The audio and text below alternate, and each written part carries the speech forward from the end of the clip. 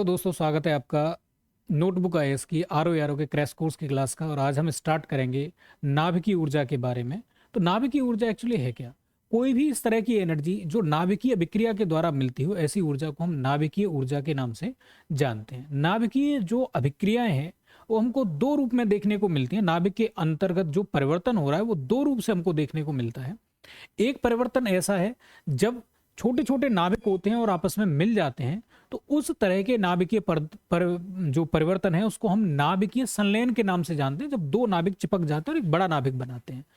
और दूसरे टाइप की जो अभिक्रियाएं हैं वो ऐसी हैं जब एक बड़ा नाभिक होता है लेकिन वो ज्यादा बड़ा होने की वजह से टूट करके दो या तीन हिस्सों में बिखर जाता है।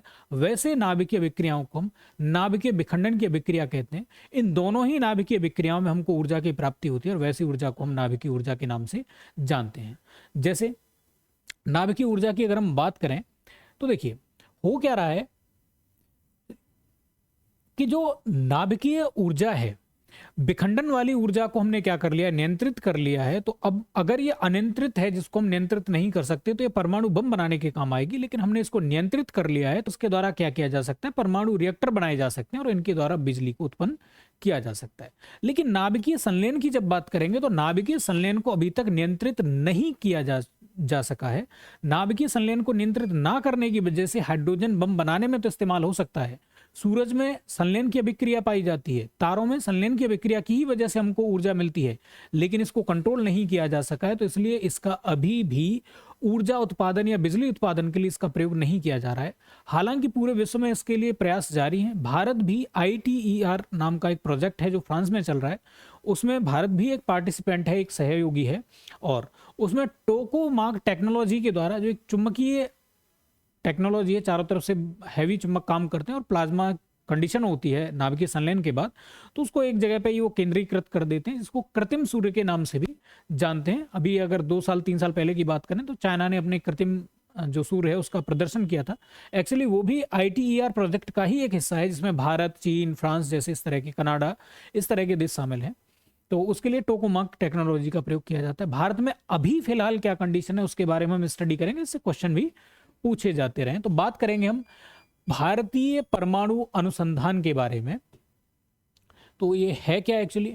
तो भारत सरकार द्वारा अगस्त 1948 में परमाणु ऊर्जा आयोग की स्थापना की गई थी। अब वजह इसका समझ सकते हैं कि 1945 में क्या किया गया था, जापान पर और जापान के हिरोशिमा और नागासाकी पर परमाणु बमों का प्रयोग किया गया। शिकागो विश्वविद्यालय में ऑलरेडी परमाणु रिएक्टर एक बन चुका था, तो भारत के लिए जरूरी हो गया था कि दुनिया के साथ कदम ताल चलने के लिए, उनके साथ कंधे से कंधे मिलाकर के चलने के लिए हमको परमाणु ऊर्जा की जरूरत पड़ी, परमाणु टेक्नोलॉजी की जरूरत पड़ी। इसलिए भारत ने क्या किया, 1948 में ही 3 साल बाद उस घटना के भारत सरकार ने क्या किया, 47 में देश स्वतंत्र हुआ। स्वतंत्र होने के बाद ही 1 साल के अंदर ही हमने प्रायोरिटी के बेस पर भारतीय परमाणु अनुसंधान केंद्र या परमाणु अनुसंधान आयोग का हमने गठन कर दिया।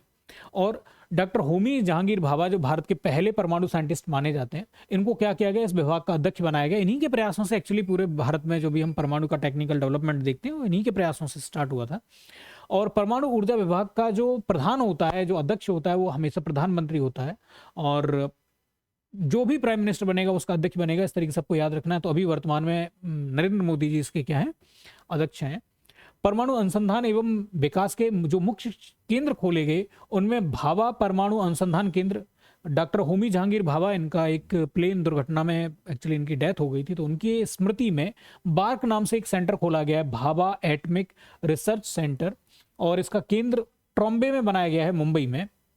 ये अब इसके सहयोग, इसमें किया क्या गया, कनाडा के सहयोग से, पहले एक्चुअली अमेरिका के सहयोग से बन रहा था, लेकिन जब 1965 में पाकिस्तान के साथ हमारा युद्ध हो गया, या जो हमको ये माना जाता था कि हम रूस के खेमे में रहने वाले या सोवियत संघ के खेमे में रहने वाले देश हैं, और अमेरिका और सोवियत संघ के बीच में बहुत झगड़ा चल रहा था, तो अमेरिका जो सहायता दे रहा था बनवाने के लिए, अमेरिका ने वो सहायता रोक दी कि या तो आप रूस से ही हेल्प ले लीजिए या फिर हमसे ले लीजिए।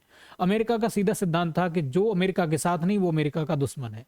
तो इस वजह से अमेरिका ने सहायता देना बंद कर दिया। वैसी कंडीशन में कनाडा ने सहयोग दिया और बार्क में, जो भी हमने ट्राम्बे के बारे में पढ़ा, वहां पे साइरस तापीय रिएक्टर की स्थापना की गई। तापीय रिएक्टर वैसी परमाणु भट्टी होती हैं जिनका प्रयोग ऊर्जा उत्पादन के लिए किया जाता है। तो रिसर्च के लिए नहीं, PhD का यहाँ पे किया गया, और कनाडा ने इसके लिए कंडीशन भी लगाई कि आप ये जो भी यहाँ पे काम होगा उसकी वजह से आप परमाणु बम बनाने की टेक्नोलॉजी डेवलप नहीं करेंगे। इसके बाद इंदिरा गांधी परमाणु अनुसंधान केंद्र IGCAR की स्थापना करी गई और 1971 में इसकी स्थापना कलपक्कम तमिलनाडु में करी गई थी।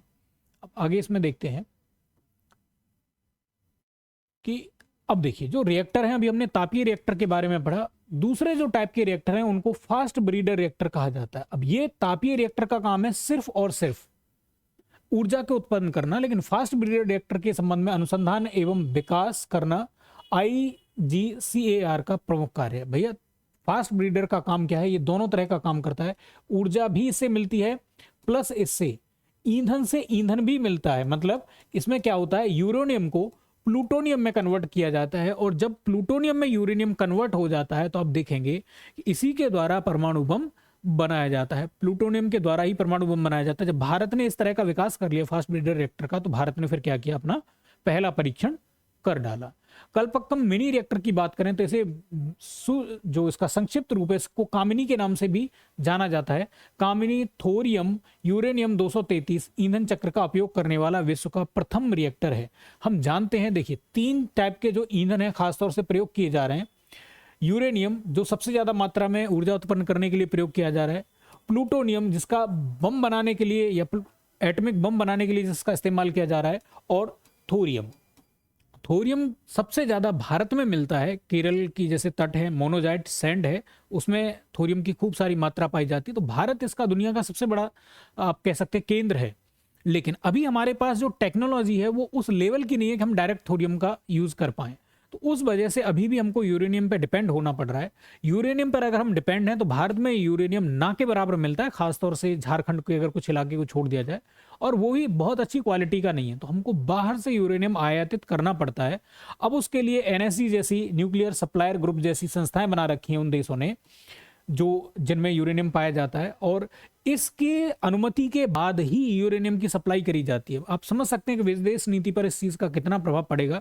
जब आप अरबों खरबों खर्च करने के बाद रिएक्टर बनाते हैं और आपको यूरेनियम की सप्लाई बंद हो जाए, तो भारत का अब जो मुख्य जोर है वो थोरियम आधारित रिएक्टर बनाने पर बहुत ज्यादा है, और कलपक्कम में इसके लिए काम चल रहा है। 3rd फेज का इनको परमाणु रिएक्टर कहते हैं, 3rd जनरेशन का परमाणु रिएक्टर कहते हैं। अगर इसमें सफल हो गए तो अरब देशों का जो हमारे ऊपर प्रेशर रहता है, अमेरिका का जो प्रेशर रहता है, उस सभी प्रेशर से हम उभर जाएंगे। तो और भारत बहुत लंबे समय के लिए ऊर्जा उत्पादन के मामले में आत्मनिर्भर हो जाएगा। और कोई भी देश अगर ऊर्जा उत्पादन में आत्मनिर्भर है तो मान लीजिए वो विश्व की महाशक्ति बन रहा है। परिवर्तनीय ऊर्जा साइक्लोट्रॉन केंद्र या VECC की बात करें तो तारापुर परमाणु विद्युत गृह की स्थापना अमेरिका के सहयोग से करी गई थी। तारापुर भारत का पहला परमाणु विद्युत संयंत्र है। रावत भाटा परमाणु विद्युत गृह रावत भाटा राजस्थान में है। तो मिलाने के लिए क्वेश्चन आते हैं, इसे कनाडा के सहयोग से प्रारंभ किया गया था। आगे बात करेंगे तो कुछ ऐसे हैं जो विभाग हैं और इनके स्थिति के रिलेटेड या तो डायरेक्ट क्वेश्चन पूछ सकता है। जैसे मान लीजिए बोले भारी जल बोर्ड कहाँ पर है, तो मुंबई हैदराबाद, इस तरीके से आपको ऑप्शन दे सकता है। तो मैचिंग के लिए डायरेक्ट क्वेश्चन पूछ सकता है। और कई बार क्या करता है, ABCD ऑप्शन ना दे करके इधर दे दिया ABCD और इधर दे दिया 1 2 3, बोलेगा मैच लिस्ट 1 टू लिस्ट 2। अब उस तरीके से क्वेश्चन दे देगा और फिर वहां पे कोड रख देगा कि भाई ABCD आपको क्या इसमें से चूज करना है। तो मैचिंग के लिए भी क्वेश्चन इसमें से पूछे जाते हैं। तो परमाणु खनिज अन्वेषण एवं अनुसंधान निदेशालय की बात करें तो ये कहां पर है, इसका हेडक्वार्टर ये हैदराबाद में स्थित है। भारी या गुरुजल बोर्ड की बात करें, हमने D2O की हमने बात करी थी। जैसे हाइड्रोजन जो नॉर्मल वाटर होता है वो H2O, जिसको सामान्य या मृदु या हल्का पानी कहा जाता है, भारी जल D2O को कहा जाता है। तो D2O से रिलेटेड रिसर्च या इसके प्रोडक्शन के लिए मुंबई में एक केंद्र खोला गया है जिसका नाम है गुरुजल बोर्ड। नाभिकीय ईंधन परिसर की अगर हम बात करें तो इसको हैदराबाद में स्थापित किया गया है। भारतीय यूरेनियम निगम लिमिटेड की बात करें तो ये जादूगोड़ा में है। जादूगोड़ा आप समझ गए ना, कहाँ मिलता है, झारखंड में हमको ये मिलता है यूरेनियम। तो झारखंड में ही तरह की कंपनी को किया जाएगा। और ये क्या काम करती है, भारत में जहां कहीं भी यूरेनियम होगा तो उसके उत्खनन का काम करती है, उसकी रिफाइनिंग का काम यही कंपनी करती है भारत में। भारतीय रेयर अर्थ लिमिटेड की बात करें तो इसको मुंबई में खोला गया। रेयर अर्थ वैसे मटेरियल्स को या वैसे तत्वों को कहा जाता है जो पृथ्वी में बहुत कम मात्रा में मिलते हैं और उनमें से एक यूरेनियम भी है। भारतीय नाभिकीय ऊर्जा कॉरपोरेशन लिमिटेड की बात करें तो ये भी कहां पर है, मुंबई में स्थापित है। इसको आगे हम बात करेंगे। भारत के परमाणु विद्युत गृह, अब इनसे डायरेक्ट क्वेश्चन भी आता है, जैसे मान लीजिए तारापुर विद्युत गृह कहां पर स्थापित है, इस तरीके से भी पूछ सकता है, या फिर मैच करने के लिए इस दो टाइप से यहां से क्वेश्चन बनते हैं, तो इनको पढ़ लेते हैं। तारापुर विद्युत गृह महाराष्ट्र में स्थित है। राजस्थान परमाणु विद्युत गृह रावत भाटा राजस्थान में स्थित है। मद्रास परमाणु विद्युत गृह कलपक्कम में स्थित है। नरोरा परमाणु विद्युत गृह बुलंदशहर उत्तर प्रदेश में स्थित है। काकरापार परमाणु विद्युत गृह सूरत गुजरात में है।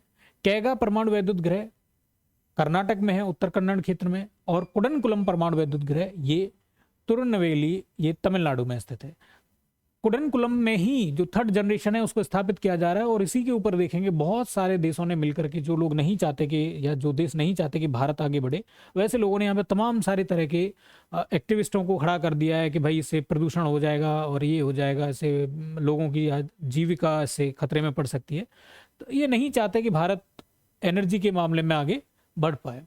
परमाणु परीक्षणों की बात करें तो देखिए, भारत ने जो पहला स्वदेशी परमाणु परीक्षण किया था वो 18 मई 1974 को किया था, और ये कहाँ किया गया था, पोखरण में किया गया था। पोखरण जैसलमेर जिले का एक जगह है राजस्थान में। अब वहाँ पे जनसंख्या रहती है बहुत कम। अब परमाणु का हम जानते हैं कि परमाणु विस्फोट होगा तो उसके साथ बहुत सारे रेडिएशन निकलते हैं और ये कई सालों तक प्रभावी रहते हैं।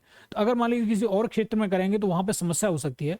तो भले ये एरिया पाकिस्तान की सीमा के नज़दीक था, लेकिन फिर भी हमने वहीं इसको चूज किया, वहाँ पे लोग बहुत कम है। तो रेडिएशन अगर मान लीजिए थोड़ा बहुत फैल भी जाएगा जमीन के अंदर, हालांकि परीक्षण किए गए, लेकिन अगर थोड़ा बहुत रेडिएशन फैल भी जाएगा तो वहाँ पर लोग नहीं रहते हैं, बहुत कम लोग रहते हैं। तो इस वजह से जो क्षति की संभावना है वो बहुत कम है। ना वहाँ जानवर हैं, ना पौधे हैं, ना लोग वहाँ पे हैं। इस वजह से वहाँ पे इसको चुना गया। इस परीक्षण को स्माइलिंग बुद्धा नाम दिया गया था। और दूसरी बार जो परीक्षण किया गया ये इंदिरा गांधी के ज़माने में किया गया था। दूसरी बार 11 और 13 मई 1998 को पोखरण में कुल 5 परमाणु परीक्षण किए गए, जिन्हें शक्ति 98 का नाम दिया गया। तो पहला था कौन, स्माइलिंग बुद्धा, और दूसरे का नाम क्या रखा गया, शक्ति 98। तो पहले में हमने देखा कि हमारी परमाणु कैपेबिलिटी क्या है, और दूसरे परीक्षण में हमने देखा कि क्या हम परमाणु बम बना सकते हैं कि नहीं। दूसरे परीक्षण जब हुए 1998 में, उसी के साथ भारत को परमाणु हथियार संपन्न देश घोषित कर दिया गया। बैन भी लगाए गए उसके आधार पर। अभी हम यहाँ पे देख लेते हैं जो हमने पढ़ा है उसको एक नाभिकीय ऊर्जा या नाभिकीय अभिक्रिया को 2 कैटेगरी में बांट सकते हैं हम यहाँ पे। देखिए, एक तो था नाभिकीय विखंडन, दूसरा था नाभिकीय संलयन। नाभिकीय विखंडन में क्या है कि जो एक बड़ा नाभिक है वो क्या हो रहा है, छोटे छोटे नाभिकों में टूट रहा है। नाभिकीय संलयन में क्या होता है, छोटे छोटे नाभिक हैं जो जुड़ करके एक बड़ा नाभिक बनाते हैं। ऊर्जा इसमें भी निकलती है, ऊर्जा इसमें भी निकलती है, लेकिन रिलेटिव देखा जाए तो समान मात्रा में अगर हम नाभिकीय संलयन करवाएं और समान मात्रा में नाभिकीय विखंडन करवाएं तो नाभिकीय विखंडन से कई गुना ज्यादा, 20 से 22 गुना ज्यादा ऊर्जा निकलती है नाभिकीय संलयन में। अब इसमें क्या है, अब ये जो नाभिकीय विखंडन की अभिक्रिया है ये 2 प्रकार की होगी। एक होती है अनियंत्रित। अनियंत्रित अभिक्रिया में क्या होगा, कोई ब्रेक नहीं होगा। एक बार अब अगर अभिक्रिया स्टार्ट हो गई तो जब तक पूरा फ्यूल नहीं जल जाएगा, पूरा यूरेनियम खत्म नहीं हो जाएगा, तब तक ये अभिक्रिया लगातार चलती रहेगी। जैसे मान लीजिए एक यूरेनियम डिस्ट्रॉय हुआ, उससे 3 न्यूट्रॉन निकलेंगे, 3 न्यूट्रॉन फर्दर 3 यूरेनियम को डिस्ट्रॉय करेंगे, फिर इन 3 से फिर से 3 निकलेंगे, और इस तरीके से ये लगातार पहले 1, फिर 3, फिर 9, फिर ऐसे करके 27, फिर क्या, ऐसे करके लगातार ये श्रृंखला आगे बढ़ती जाएगी। और 1-2 सेकंड में ही पूरा का पूरा यूरेनियम क्या हो जाता है, खत्म हो जाता है। जब एक साथ कहीं हमको ऊर्जा मिल जाती है तो वैसी किसी भी चीज को हम बम के नाम से जानते हैं। जैसे मान लीजिए बम में और चूल्हे में अंतर क्या है, तो चूल्हे में क्या रहता है कि ऊर्जा एक स्थैतिक रूप में लगातार एक निश्चित मात्रा में हमको बहुत लंबे समय तक मिलती है तो वैसी संरचना को भट्टी या चूल्हा कहा जाता है। लेकिन अगर ऊर्जा हमको 1-2 सेकंड में तुरंत मिल जाती है तो वैसी चीज को बम कहा जाता है। जैसे एलपीजी का सिलेंडर है, अगर उसको हम गैस चूल्हे में जला रहे हैं, धीरे धीरे जला रहे हैं, तो महीने 2 महीने तक लगातार ऊर्जा दे रहा है, तो उस कंडीशन में वो क्या हो गया, चूल्हा हो गया है। लेकिन अगर वहीं एलपीजी का सिलेंडर पूरा का पूरा अगर आग पकड़ ले तो उस कंडीशन में क्या होता है, ब्लास्ट होता है, वो बम के रूप में काम करता है। तो अगर अभिक्रिया अनियंत्रित है तो इससे बम बनेगा। अब क्योंकि ये परमाणु या नाभिकीय विक्रिया है तो इसलिए नाभिकीय बम या इसको परमाणु बम के नाम से भी जानते हैं। और दूसरी तरफ अगर मान लीजिए ब्रेक लग गया तो ऐसी अभिक्रिया को क्या कहेंगे, नियंत्रित अभिक्रिया कहेंगे। नियंत्रित अभिक्रिया में क्या होता है, जैसे मान लीजिए एक यूरेनियम था, इससे 3 क्या निकले, न्यूट्रॉन निकले, हमने ब्रेक लगा दिया, इसको यहां डिस्ट्रॉय कर दिया, इसको यहां डिस्ट्रॉय कर दिया। एक से एक यूरेनियम फिर से क्या हुआ, विखंडित हुआ, इससे फिर से 3 निकलेंगे और 3 में से एक को हमने यहां पे ब्लॉक कर दिया, एक को हमने यहां पे ब्लॉक कर दिया, फिर से एक यूरेनियम खत्म होगा, फिर उसे 3 निकलेंगे। मतलब हर एक यूरेनियम के बाद एक ही यूरेनियम का विखंडन हो रहा है। तो ऐसी अभिक्रिया को हम क्या कहते हैं, नियंत्रित अभिक्रिया कहते हैं। और जब भी एनर्जी नियंत्रित रूप में मिलती है तो उसको भट्टी या क्या कहा जाता है, चूल्हा कहा जाता है। इसलिए इससे जो बनने वाली चीज होगी उसको हम क्या कहेंगे, नाभिकीय विक्रिया से मिल रहा है या परमाणु विक्रिया से मिल रहा है, इसलिए हम इसको क्या कहते हैं, नाभिकीय या परमाणु भट्टी कहते हैं। इसको नाभिकीय रिएक्टर या एटॉमिक रिएक्टर या न्यूक्लियर रिएक्टर कहते हैं। नाभिकीय रिएक्टर में अभी हमने देखा था ये टोटल 2 टाइप के हो सकते हैं। 2 टाइप में पहला रहेगा जिसको हम ऊष्मीय भट्टी या ऊर्जा रिएक्टर भी कहते हैं, जिससे सिर्फ ऊर्जा उत्पादन का काम किया जाता है। दूसरा होता है फास्ट ब्रीडर रिएक्टर, जिसमें ऊर्जा उत्पादन के साथ साथ नए पदार्थों का भी उत्पादन किया जाता है, जिनका रिसर्च में भी प्रयोग किया जाता है और उनको परमाणु बम बनाने के लिए, ईंधन उत्पन्न करने के लिए भी प्रयोग किया जाता है। अब दूसरी तरफ संलयन अभिक्रिया की बात करें तो इसमें क्या है, ये भी 2 प्रकार की हो जाती है। एक होती है अनियंत्रित, इसमें कोई ब्रेक नहीं है, अब लगातार होती रहेगी और सारी एनर्जी को एक साथ ही रिलीज कर डालेगी। ऐसी विक्रिया को अनियंत्रित नाभिकीय संलयन कहते हैं। जैसे इसका प्रयोग कहां होगा, हाइड्रोजन बम बनाने में, प्लस सूर्य में जो हो रहा है वो भी क्या है, नाभिकीय संलयन की विक्रिया है। तारों में जो होता है वो भी क्या है, सूर्य भी एक तारा ही है, तो उसमें भी क्या होता है, नाभिकीय संलयन की विक्रिया होती है। अगर इसको कंट्रोल कर लिया जाए तो उसको हम क्या कहेंगे, नियंत्रित अभिक्रिया कहेंगे। और नियंत्रित अभिक्रिया का क्या रहता है, इसका प्रयोग फिर हम हाइड्रोजन रिएक्टर बनाने में कर सकते हैं। अब हाइड्रोजन का क्या केस है कि भाई हाइड्रोजन पूरी दुनिया में खूब सारी मात्रा में उपलब्ध है, समुद्रों में खूब सारा पानी है, उस पानी से हम हाइड्रोजन प्राप्त कर सकते हैं और उसको बहुत लंबे समय तक, मान सकते हैं कि इंसान के अगर हिसाब से देखा जाए तो मतलब उसको डिफाइन नहीं किया जा सकता, अनंत कह सकते हैं आप एक तरीके से। उतने लंबे समय तक हम बड़े आराम से एनर्जी प्राप्त कर सकते हैं, हमारा जितना मन हो उतनी एनर्जी हम बड़े आराम से प्राप्त कर सकते हैं। इसलिए सभी देश आजकल क्या कर रहे हैं, नियंत्रित जो संलयन अभिक्रिया है उस पर ज्यादा जोर दे रहे हैं, उसके लिए लगातार रिसर्च जारी है। तो यदि आप आईएएस, यूपीएससी, यूकेपीएससी या यूपीपीसीएस, बीपीएससी इन सभी परीक्षाओं के लिए या आरओ एआरओ की परीक्षा के लिए तैयारी कर रहे हैं तो हमारे यूट्यूब चैनल को सब्सक्राइब कर लीजिए। इन चीज़ों से रिलेटेड अगर आपको कोई समस्या आती है तो हमारे जो नंबर दिए हुए हैं इन पर हमसे संपर्क कर सकते हैं। इसी के साथ आज की क्लास को यहीं समाप्त करते हैं। बहुत बहुत धन्यवाद।